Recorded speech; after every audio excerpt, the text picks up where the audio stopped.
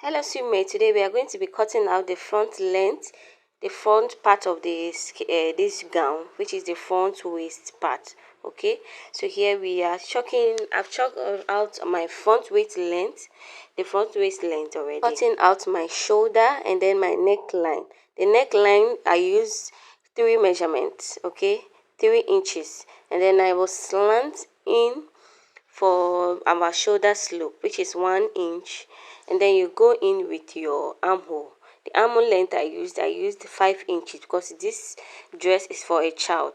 You can adjust it to your preference later, but this is 5 inches I'm using here. So I'm going to divide my armhole length into two. Yes, just as I'm doing.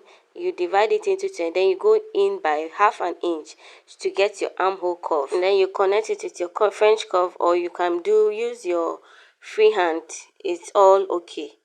Just make sure you are following your measurements, the client's measurement.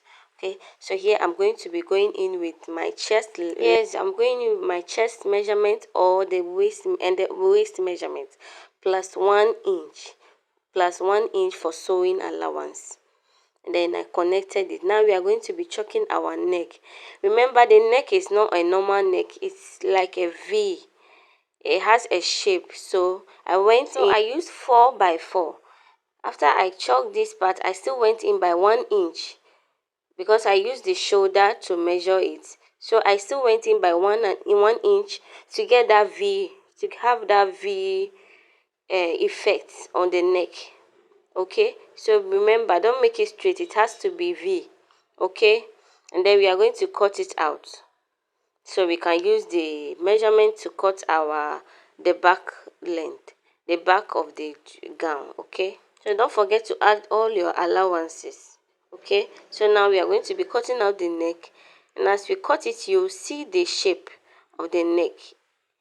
It will give you that, you see, this is the neck we are going for. So this is the highlight of this tutorial. So this is the highlight. That is the style of this. So here I've chalked out my zip allowance. Remember to put a zip allowance on the back measurement.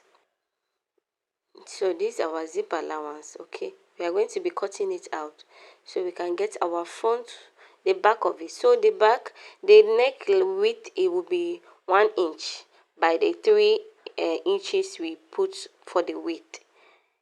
Yeah, so it's 3 by 1. The back neck is not really that low.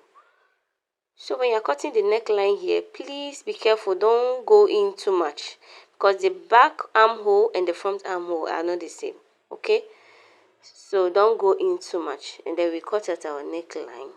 So that's it. We make sure to notch on the zip allowance side. Make sure you notch so you will know where to fix your zipper. If you notch, it makes it very easy. So here we are. If you've watched till this end, to this point, kindly like and subscribe to this page. Follow, like, share this